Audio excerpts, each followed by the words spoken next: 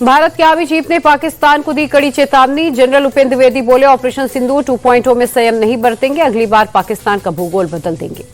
General Upendra Dwivedi बोले, बहुत जल्द ऑपरेशन सिंदूर 2.0 का मौका मिलेगा। पाकिस्तान ने कोई गुस्ताखी की तो बहुत बड़ी कीमत चुकानी होगी। Air chief marshal AP Singh का बड़ा बयान। पाकिस्तान की तरफ से भारत के जेट गिराने के दावे मनोहर कहानियां। हमने उनके 5 फाइटर जेट किए थे तबाह। वायुसेना प्रमुख बोले, हमने 200 किलोमीटर अंदर घुसकर दुश्मन को मारा, जमीन और हवा में उनके कई जेट को गिराया। पाकिस्तान के 4 रडार भी उड़ाए। S-400 मिसाइल सिस्टम पर air chief marshal Amarpreet Singh का बड़ा बयान। कहा, हमें और भी S-400 की जरूरत। इस्लामाबाद में पाकिस्तानी पुलिस ने प्रेस क्लब में घुसकर पत्रकारों को पीटा। पीओके में हिंसा पर कर रहे थे प्रदर्शन। पीओके के प्रदर्शनकारियों ने पाकिस्तानी आर्मी को खदेड़ा। फौज के कई जवानों की बंधक बनाकर पिटाई की। लोगों का गुस्सा देख पीओके से भागी मुनीर फौज। पीओके के ताजा हालात पर भारतीय विदेश मंत्रालय का बयान। का पीओके में निर्दोष लोगों पर पाकिस्तानी सेना की बर्बरता। कोलंबिया में राहुल गांधी के बयान पर बीजेपी का पलटवार। सुधांशु त्रिवेदी बोले, राहुल के दिल में भारत के प्रति नफरत, भारत विरोधी बयान दे रहा उनकी फितरत। सुधांशु त्रिवेदी बोले, कांग्रेस भारत विरोधी ताकतों के साथ कांग्रेस ने इस देश में राजतंत्र को जिंदा रखा। देश से राहुल की नफरत साफ दिख रही। बीजेपी ने राहुल गांधी के विदेश दौरों पर उठाए सवाल। का आखिर किस प्रतिभा से उन्हें बुलाया जाता है? सिर्फ भारत विरोधी बातें करना उनकी प्रतिभा। केंद्रीय मंत्री रामदास अठावले बोले, देश का लोकतंत्र नहीं, राहुल गांधी की पार्टी खतरे में। राहुल गांधी झूठे बयान देने में माहिर हैं। नीतीश कुमार का एक बार फिर अपनी ही पार्टी के नेताओं पर हमला। कहा, हमारी पार्टी में 3-4 लोग हैं जो इधर उधर कर दिए थे, अब नहीं जाएंगे। महिला रोजगार योजना की एक और किश्त जारी। 25 लाख महिलाओं के खाते में 10-10 हजार रुपए ट्रांसफर। अब तक कुल 1 करोड़ महिलाओं के खाते में पैसे पहुंचे। महिला रोजगार योजना के लाभार्थियों से मुख्यमंत्री बोले, अब चुनाव होने वाला है, आप लोग भी ध्यान रखिएगा।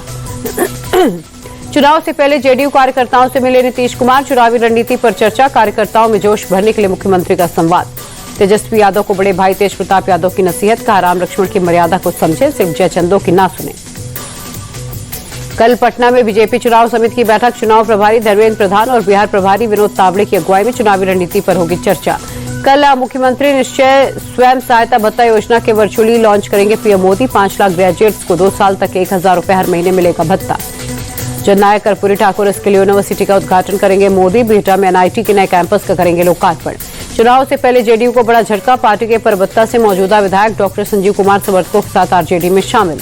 तेजस्वी यादव बोले, संजीव कुमार का पार्टी में स्वागत। कई लोग आरजेडी में शामिल होने के इच्छुक। कांग्रेस नेता कन्हैया कुमार का चुनाव आयोग से सवाल। कहा, जिनके नाम हटाए गए वो असली मतदाता हैं या नहीं, चुनाव आयोग इसकी निष्पक्ष समीक्षा करे। प्रशांत किशोर के आरोपों पर मंत्री अशोक चौधरी का पलटवार। कहा, घोषित संपत्ति के अलावा कोई एक धुर भी जमीन दिखा तो जीवन भर उसकी गुलामी करूंगा। बिहार में चुनाव के पहले बड़ा प्रशासनिक फेरबदल। 7 सीनियर IAS ऑफिसर्स का हुआ ट्रांसफर। पूर्णिया में बड़ा ट्रेन हादसा। मेला देखकर लौट रहे 4 लोगों की वंदे भारत ट्रेन से कटकर मौत। कई लोग अस्पताल में भर्ती। अगले हफ्ते भारत दौरे पर आएंगे अफगानिस्तान के विदेश मंत्री आमिर खान मुत्तकी। तालिबान सरकार के मंत्री का पहला दौरा। श्रीलंकाई जेल से रिहा हुए 15 मछुआरे चेन्नई हवाई अड्डे पहुंचे। सीमा पार से मछली पकड़ने के आरोप में हुई थी गिरफ्तारी। सोनम वांगचुक की रिहाई के लिए सुप्रीम कोर्ट पहुंची पत्नी गीतांजलि। लेह में हिंसा को लेकर राजस्थान के जोधपुर जेल में बंद है वांगचुक। पति की रिहाई के लिए गीतांजलि अंगोम ने राष्ट्रपति द्रौपदी मुर्मू को लिखी भावुक चिट्ठी। कहा, एक आदिवासी होने के नाते लद्दाख के लोगों की भावनाओं को समझे। करूर भगदड़ मामले में विजय की पार्टी को मद्रास हाईकोर्ट से झटका। सीबीआई जांच की मांग वाली याचिकाएं खारिज। करूर भगदड़ हादसे की जांच को लेकर मद्रास हाईकोर्ट सख्त। राज्य सरकार को तुरंत एसआईटी गठन का निर्देश दिया। सुप्रीम कोर्ट पहुंचा सिंगर जुबिन गर्ग की मौत का मामला। नॉर्थ ईस्ट इंडिया फेस्टिवल के ऑर्गेनाइजर ने एनआईए या सीबीआई केस ट्रांसफर करने की मांग की। हरियाणा के रोहतक में साबर डेयरी प्लांट का उद्घाटन। गृह और सहकारिता मंत्री अमित शाह बोले, अब यहीं से पूरे दिल्ली एनसीआर की जरूरतें होंगी पूरी।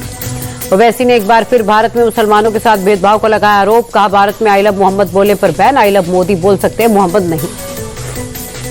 ओवैसी के बयान पर बीजेपी का पलटवार। कहा, ओवैसी माहौल खराब करने की कोशिश कर रहे। आई लव मोहम्मद पर भ्रम फैला रहे ओवैसी। आई लव मोहम्मद विवाद पर महाराष्ट्र के मंत्री नीतीश राणे का बयान। कहा, मुसलमान भी मस्जिद के बाहर आई लव महादेव का पोस्टर लगाएं, यही उनके लिए अच्छा। गोरखपुर में योगी आदित्यनाथ का जनता दर्शन कार्यक्रम। सीएम ने लोगों की सुनी समस्याएं। बरेली में हिंसा के एक हफ्ते बाद शांतिपूर्ण तरीके से जुम्मे की नमाज। चप्पे चप्पे पर पुलिस का रहा पहरा। बरेली में हाई अलर्ट मोड पर प्रशासन। ड्रोन और सीसीटीवी कैमरों से संवेदनशील इलाकों की निगरानी। मौलाना शहाबुद्दीन की बरेली के मुसलमानों से अपील। कहा, नमाज पढ़कर सीधे अपने घर या दुकान पर जाएं, सड़कों और चौराहों पर भीड़ का हिस्सा न हो।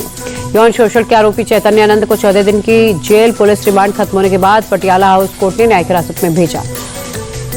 दिल्ली के कापसेड़ा इलाके में स्पेशल सेल और रोहित गोदारा गैंग के बदमाशों के बीच एनकाउंटर। आकाश राजपूत नाम के बदमाश को लगी गोली। दिल्ली में अवैध पटाखों की सप्लाई करने वाले गिरोह का भांडाफोड़, 3 आरोपी गिरफ्तार। पटाखे के विभिन्न तरह के 914 प्रतिबंधित डिब्बे जब्त। दिल्ली में फर्जी दस्तावेजों से लोगों को विदेश भेजने वाला एजेंट गिरफ्तार। आईजीआई एयरपोर्ट पुलिस ने गुरु अमृतपाल सिंह और पाली को पकड़ा। जम्मू कश्मीर के उधमपुर में बदला मौसम, बारिश शुरू होने से मौसम हुआ सुहाना। देहरादून चिड़ियाघर में वन्यजीव सप्ताह का उद्घाटन, सीएम धामी ने किया उद्घाटन। धामी ने चिड़ियाघर में भ्रमण भी किया। हरे निशान पर बंद हुआ मार्केट, सेंसेक्स 223 अंक चढ़कर 81,207 पर बंद। निफ्टी में 57 अंक चढ़ा। निफ्टी के 50 शेयरों में से 26 शेयर में रही तेजी, 24 शेयरों में दर्ज की गई गिरावट।